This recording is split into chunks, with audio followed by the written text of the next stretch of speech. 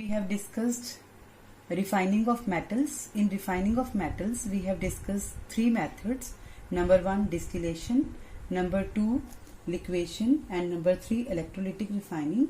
Now, number 4th method for refining of metals is zone refining. This method is also very important method, zone refining. This method is very important. This method is very important for production of metals of high purity. For example, germanium, silicon, boron, gallium, indium. These all metals, they are refined by this method, which is called zone refining. This process is carried out. This process is carried out in an inert atmosphere. Why this process is carried out in an inert atmosphere? Because we have to prevent oxidation of the metal. So, to prevent oxidation, zone refining is carried out in inert atmosphere. So, semiconductors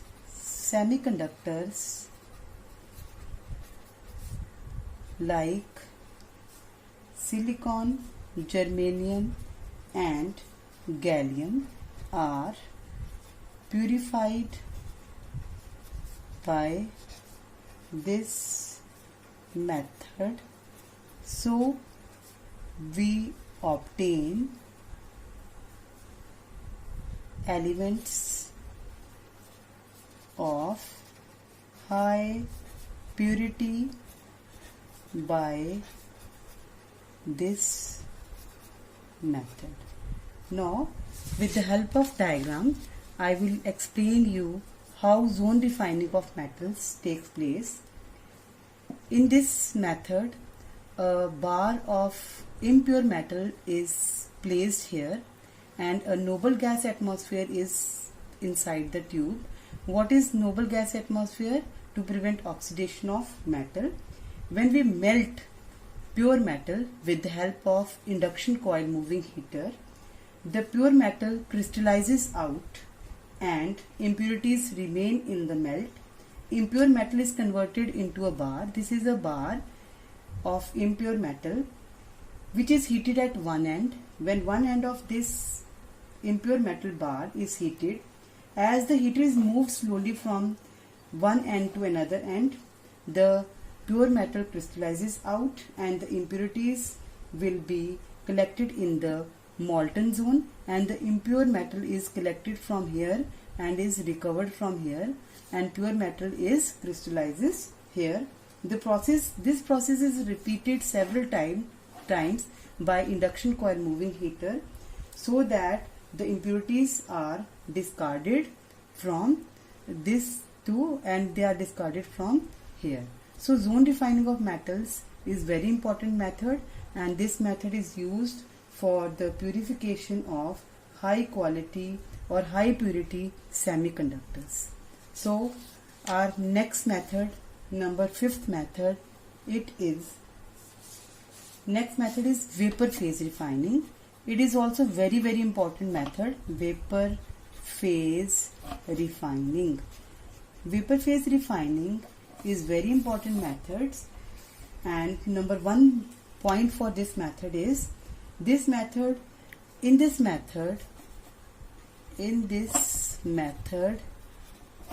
crude metal is converted into a volatile compound. This point is very important, that first of all we have converted crude metal into a volatile compound. Then how we convert volatile compound to a crude metal? With the help of specific reagent. So by using a specific reagent, we can convert this volatile crude metal into a volatile compound at low temperature. This process can take place at low temperature. Now second method, very important, when a volatile compound is formed, volatile compound is then decomposed into a pure metal at high temperature. So at high temperature, volatile compound is decomposed by thermal decomposition, or this method is called thermal decomposition. Means volatile compound is thermally decomposed into a pure metal. Now what are the two requirements needed for this process? What are the two requirements? Number one, the metal which we are using, the metal should form volatile compound. If the metal do not form volatile compound, then how will you convert it into a pure metal? So metal must form a volatile compound with suitable reagent. Number two, volatile compound should be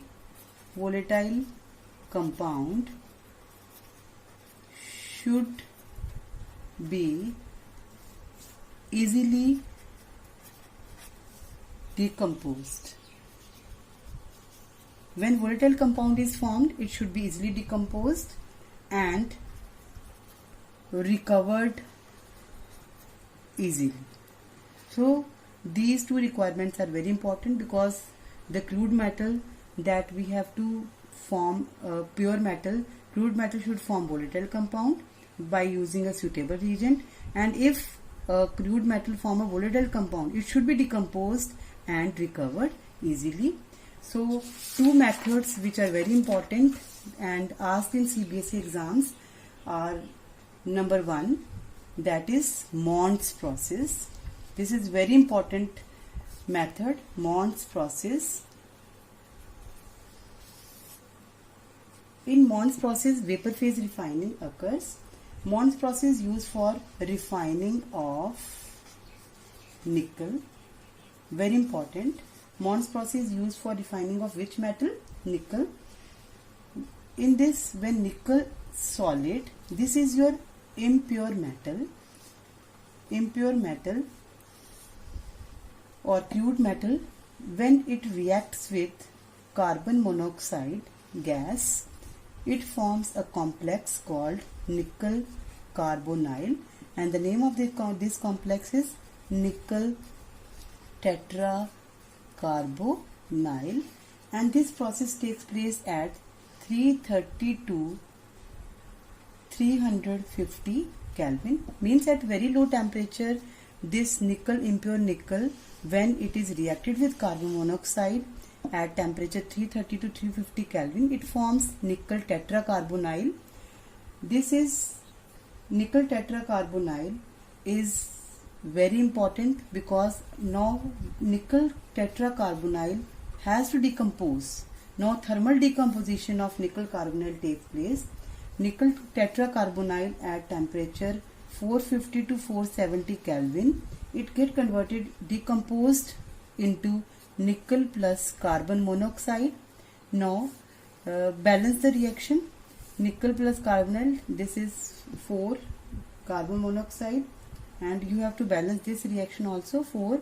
So this nickel which is obtained after the thermal decomposition of nickel carbonyl is your pure nickel.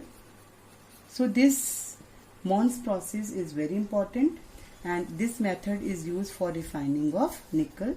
Second method is Van Erkel method. Van Erkel method is also very important method. This method is used for purification or refining of. This method is used for refining of zirconium and titanium. Zirconium and titanium metals, they are refined by using Van Erkel method. In this method, zirconium is heated. In this method, zirconium is heated in evacuated vessel with iodine at 870 Kelvin. Then, as in case of nickel, here also zirconium tetraiodide. Zirconium tetraiodide. What is the name of this compound? Zirconium tetraiodide. This compound is formed. Then this compound zirconium tetraiodide is then decomposed. This compound is then decomposed and it get converted into zirconium and iodine. So what are the reactions that takes place in Van Erkel method? Zirconium solid, this is your impure zirconium or crude zirconium. It reacts with iodine gas and it get converted at 870 Kelvin. It get converted into a compound called zirconium tetraiodide, and this compound is covalent in nature.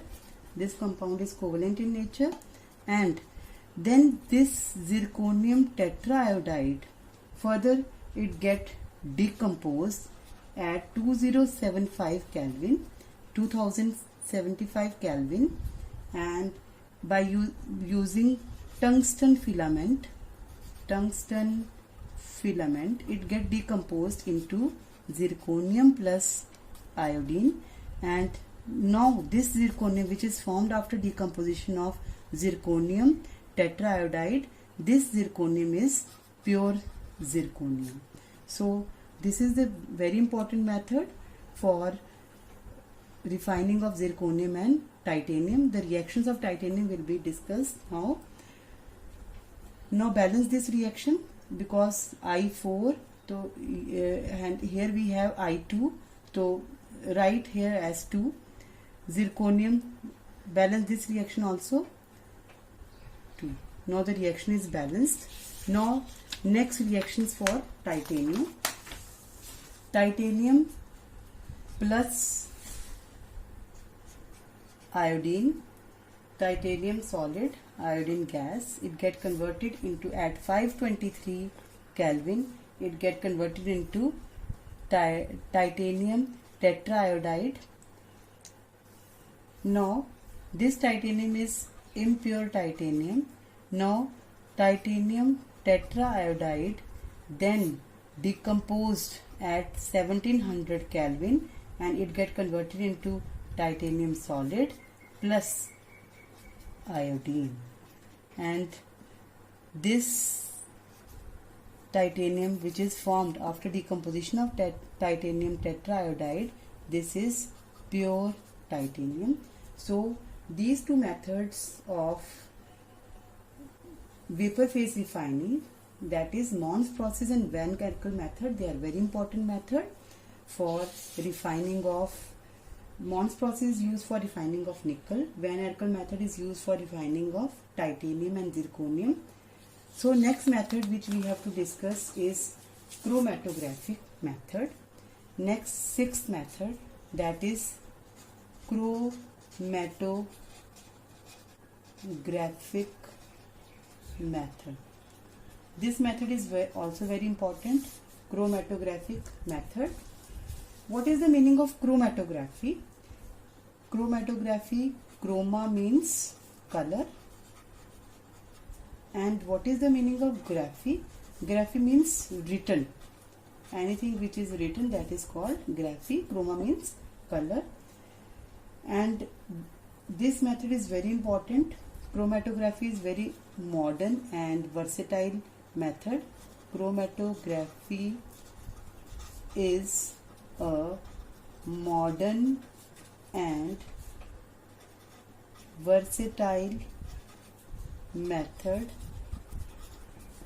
for separation, purification and testing purity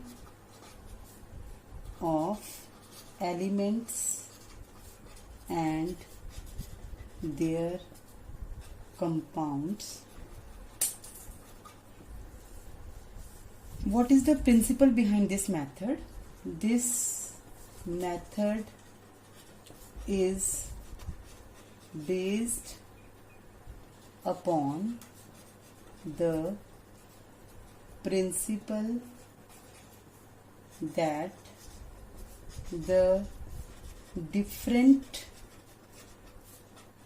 components of a mixture are adsorbed to different extent on an adsorbent. Means if the different components are present, we have to separate them, then the mixture adsorb to different extent on the surface of the adsorbent.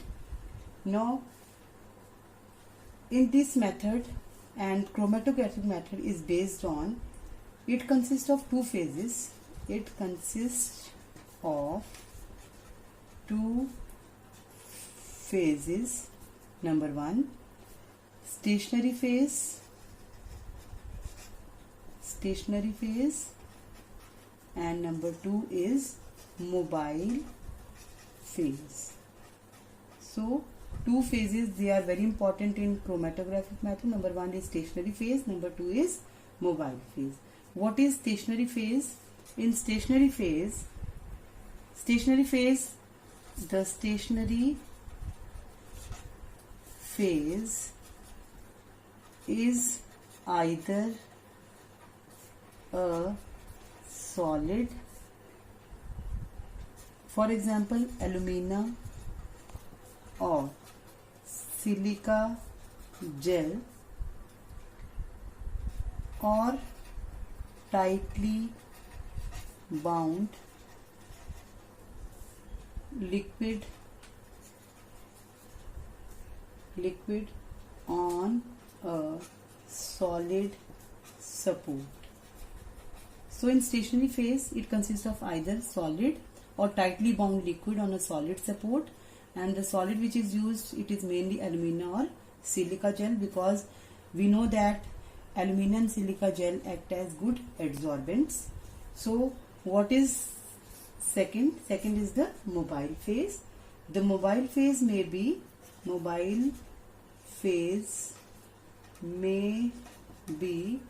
a liquid, gas, or supercritical fluid such as carbon dioxide. So mobile phase may be liquid, gas, or supercritical fluid such as carbon dioxide. And this method is used for elements present in minute quantities. So this chromatographic method is used for purification of those metals which are present in very minute, means very small amount, and chromatographic method is used for that. So this method is used for lanthanoids. What are lanthanoids? we know that lanthanides are called rare earth metals. So lanthanides are purified by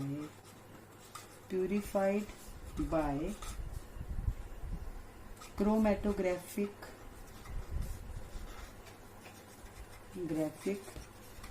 technique using ion exchange as adsorbent. So metals are purified by chromatographic technique.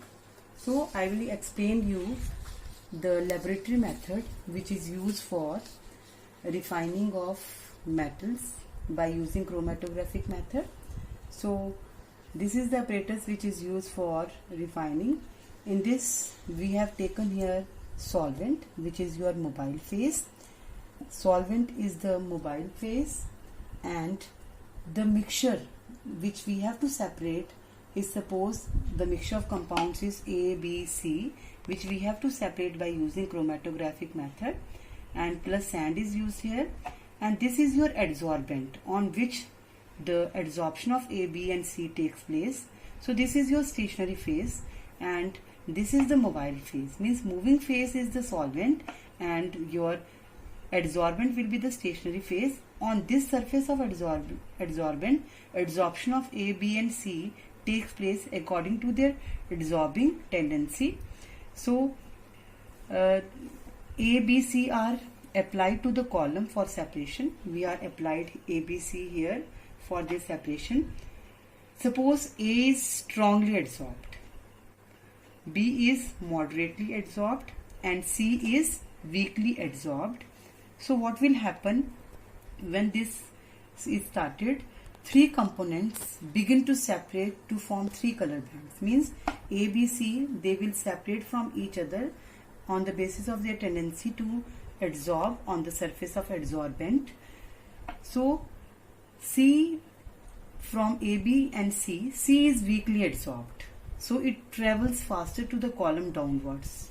So we will see in the diagram that C is in the downward position, then followed by B, then B will move, then A is eluted last among the 2, 3.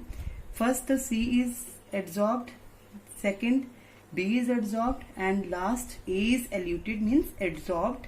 So when then evaporation of the solvent, evaporation of solvent from the fraction gives the desired component. So in this way the A, B, C, they are separated from the mixture.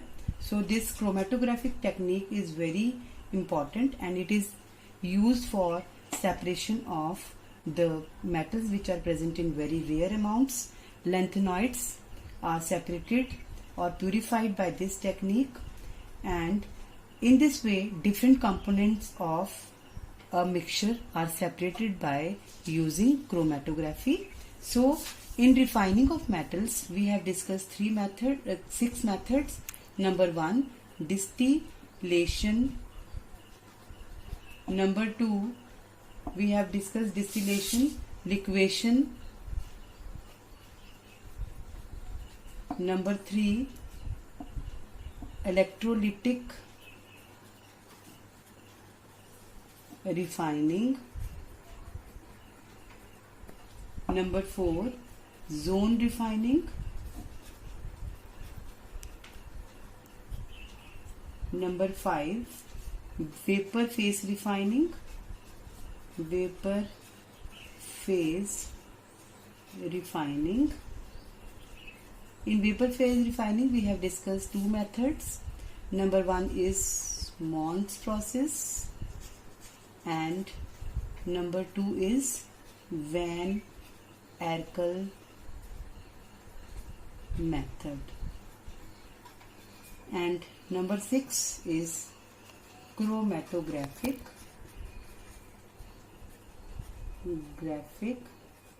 method. So these 6 methods, they are discussed in refining of metals. Thank you.